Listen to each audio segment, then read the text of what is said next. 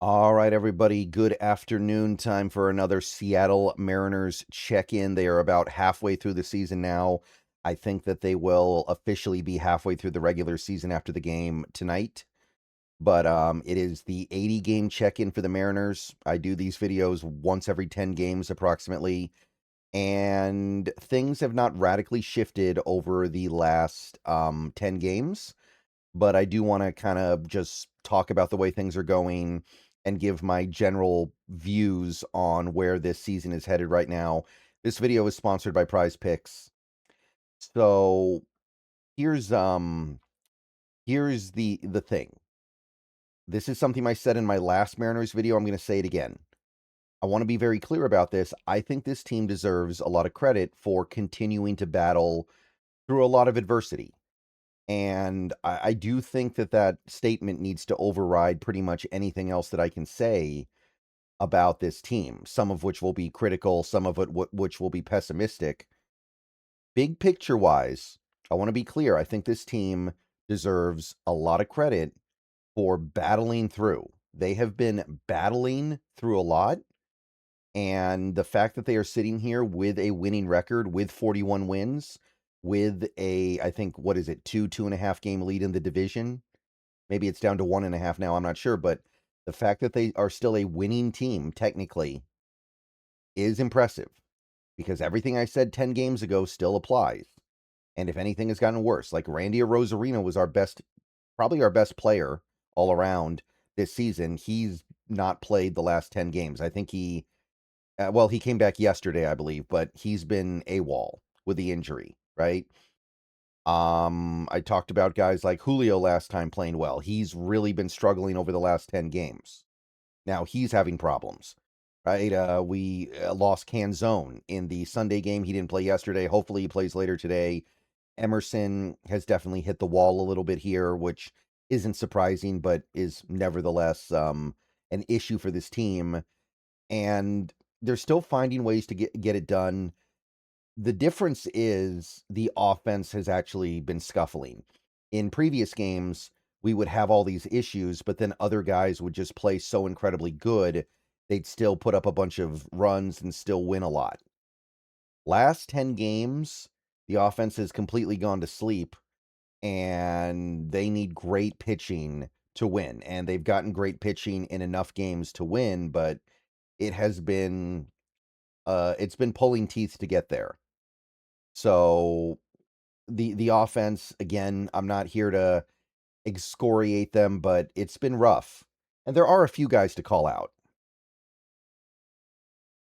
The obvious one is Naylor, continuing to be not worth the money at all at the plate so far.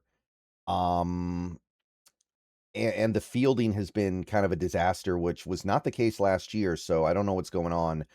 A lot of people think he's probably playing through an injury, and maybe that's true. Who knows? Cal, now he just got back, so I'm not going to worry about it too much. And he did have a home run yesterday, so maybe things are turning, but he's getting under everything. We're not seeing the pop. We're not seeing the power. So very frustrating first half of the season for Cal, obviously. And those are the guys who are playing, right? Like, I can't hate on Randy for not being able to contribute in games where he's injured. Like, he missed a bunch of time over the last couple of weeks, but that's not his fault. Injuries happen. So, but these are the guys who are out there, like Julio. And Julio was playing really well earlier in the season, but he's really hit the struggle bus over the last 40 at-bats or so. And these are the guys that we need to pick up the slack. If you like sports, then the best way to make them even better and more exciting is using the PrizePicks app, where it always feels good to be right. PrizePicks makes daily fantasy simple. Just pick more or less on your favorite players and build lineups with a few taps. Whatever sport you're into, and obviously we are now firmly into the NFL offseason, so we're all about baseball. We got some basketball, we got some hockey, whatever it is you like. PrizePicks gives you a fun way to stay locked in while you're watching. Definitely make sure to use the promo code HMA. PrizePicks is hooking up users with $50 in lineups after you play your first $5 lineup. If you use that promo code, that is HMA. I've had a great time on PrizePicks so far, so definitely get on over to it, check it out, and make sure to get your lineups. And don't forget about team picks, where you can pick winners, spreads, and totals on any major game. So download the app now, use HMA, and get on over to Prize Picks, where it always feels good to be right. And remember, always gamble responsibly. There was a time where this offense was finding a lot of success in unlikely places. Like, Johnny Pareda was really good for us offensively for a while there. Now he's been sent down. He'll probably be back later. But Colt Emerson came out of AAA with a fireball coming out of his butt. And that's really cooled off, which is not surprising. But the point I'm trying to make is that there was a time where this team could find offense from unlikely sources and make up for the fact that they had injuries and their top players were not playing well. But that time has come to an end, and we're going to need guys like Cal, like Naylor, like Julio, and maybe you could throw in somebody like, I don't know, JP Crawford. I mean, Crawford's been fine overall, but it's always a little bit of tough sledding with him because he is so dependent on his power, and I don't know how much we can depend on his power this season. But yeah, not here to murder. Here's the thing to keep in mind here. Brendan Donovan's been gone for a long time. He's barely played this year, and when he played, he was great. And he's kind of, I don't want to say he's everything that this offense needs. I don't think it's that simple, but he is a big chunk of what this offense needs. He's a true leadoff hitter, somebody that can get on base at a high rate, and that's what this offense really needs, somebody like him. So I'm not going to judge this offense too hard until he gets back, and hopefully we can start fielding a full lineup here. And when you piece it all together, when you do the math, even if you assume that Colt Emerson gets sent down and Brendan and Johnny Pareda doesn't become some crucial piece of the offense down the stretch, because that's unrealistic. There is a good lineup here. There is a capable lineup here. Cole Young has still been a legitimate major league hitter through 80 games. He's played every game so far this year, and he's been legit. Not great, but for a second baseman, about as good as you could hope for. And it just, you can piece this together really easily, especially with Luke Raley playing the way that he's been. Although he's cooled off a little bit lately, he's still playing really well. So there's a path here, but we need to get the knife out of our back here, because every time it seems like we're about to turn it around, somebody else is pulling a hamstring. So Canzone, hopefully he plays today, and hopefully we don't have to be thinking about this stuff anymore. Hopefully at some point we can just get rid of Ref Schneider, because it's clearly not working. I don't really have much to say about it other than that. It's just, there's nothing to say except it's a disaster, and guys like Canzone and guys like Rayleigh have shown they can actually get it done a little bit, even in disadvantageous situations. I was at the game on Sunday where Canzone hit the home run on a right-handed pitcher. So it can be done, and I think we got to ride with it. So the offense, it's not been fun, but I think that you can see why, and some of it's excusable, some of it maybe not so much. By the way, one thing about Julio I want to say is defense has gotten way, way, way, way better. So there has been a little bit of a trade-off here. I'd rather have the offense, to be perfectly honest, but for whatever it's worth, he at least seems like he's healthy. And players slump, right? Last 10 games has been about the pitching. When the pitching is great, we win. When the pitching is not great, we lose because we can't score. It's just that simple.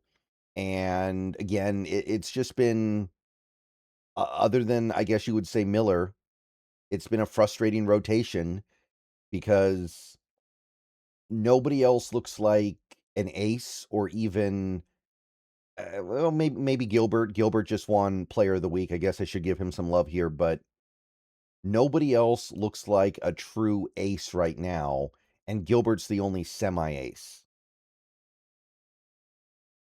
There's just a lot of stuff that doesn't really make a lot of sense. Like, yesterday, and I didn't get to watch the whole game yesterday, but Kirby dancing through raindrops every single inning and walking batters like he's never walked batters before. There was a time where George Kirby didn't walk anybody. And I don't know what's going on there. Every time I think Wu is back to being like an ace or at least a pseudo ace, he goes out there and has another rough game, and it's like, is what we saw last year a fluke? Like what or well, no, I'm sorry, not last year, 2 years ago. Like what's going on there? Hancock is starting to come back down to earth. We're starting to see some rough outings from him. Not surprising, not holding it against him. I don't think he's a particularly talented pitcher. I don't think he's got the arsenal to be great. And that would be fine if we were getting better play out of guys like Wu and Gilbert and Kirby. I'll take Gilbert out of that. I'll take Gilbert out of that. I think Gilbert's probably you've got a legitimate ace right now with Miller. He's been out of this world. You've got a legitimate number 2 with Gilbert, but the number 3 and the number 4 and the number 5, it's just gotten a little bit shaky. And then you've got this whole Castillo situation where we all know what needs to happen, but it seems like the team is afraid to let it happen, and that's really frustrating here. It's starting to actually cost us games, at least potentially. And there was a time where the piggyback thing, as weird as it wasn't costing us games, and it was actually producing some good results. But last time I saw it, it was about as big a disaster as you can have. And I don't know what the solution is here. I mean, I think I know what would be best for this team. I think that Castillo becoming a bullpen arm is about the only thing we can do here, but that may not be a solution because Castillo won't allow it. That may not be a solution because Jerry doesn't want it. I don't know exactly who to blame there, but that has been a little bit frustrating. It's gotten better over the last 10 games, right? But I'm still looking at Kirby and wondering, well, what is he? What is George Kirby at this point? And I need to see Wu settle down and have several really good outings in a row here, or I'm going to start scratching my head a little bit about him as well, because I've seen some starts from him this year that don't look anything like the Brian Wu that I know from the last couple of seasons. And the thing is there are starts where it looks like, okay, we got it again. We're good. We're good. Wu's just had a couple of bad starts. We're good again. And then it goes the other way. So I I don't know. It's a good rotation. It's a strong rotation, especially if Miller can keep this up or even something close to it, but something's missing. Now the good news is Munoz seems like he's back, and I don't want to jinx it. I don't want to get too far ahead of myself here, but he is throwing unlike anything we've seen from him in a while. Like yesterday, he was hitting 102. What he did in the ninth inning to the Pirates was unlike anything I've seen from Munoz in a couple years. That was remarkable. That was special. That looked like a guy who can be a really good closer in this league. So, relief, right? Relief. I think we're okay there. It's not just the fact that he's had good outings lately, it's the fact that his stuff looks so dangerous right now, right? And then you got, the rest of the crew. Bizardo's good, Ferrer's good, Spire's good. The Brash thing is really unfortunate because he's having an incredible year, and now we're gonna have to wrestle with this injury stuff for the rest of the season. Hopefully, hopefully he comes back at some point around the All-Star break or maybe a little after it and can stay back. But this is the second time this year now, so I think we kind of have to expect maybe not having a reliable Matt Brash the rest of the way. And Criswell, I I don't know how much we value him, but if we can't count on Brash, then we are definitely short an arm because these other guys are clearly not it. Nick Davila, Alex Hoppe or Hoppy or however you pronounce his name, that's just not going to cut it. So we do need Criswell back just to have a fifth arm if Brash is not going to be reliably available. So the Munoz thing is a big sigh of relief.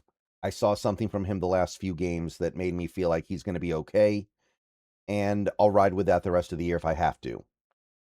But yeah, it's been it's going to be interesting, guys. It's going to be interesting. I don't know how this piggyback thing resolves itself, but I think this fan base is ready to revolt. I think that if it has another bad outcome coming up soon here, I think we piggyback again this weekend, then people are going to freak out, and I don't blame them. But right now, the offense is the thing that's really actually the problem. All right. See you guys later. Go Mariners. Don't really know what else to say. Just kudos to the team for holding it together. I really mean that. I think that this team surviving all these injuries has been admirable. But at the same time, they're not surviving because their stars are putting the team on their back. At least not offensively. And that's kind of a problem. All right. I'll see you guys later. Go Mariners. See you guys soon.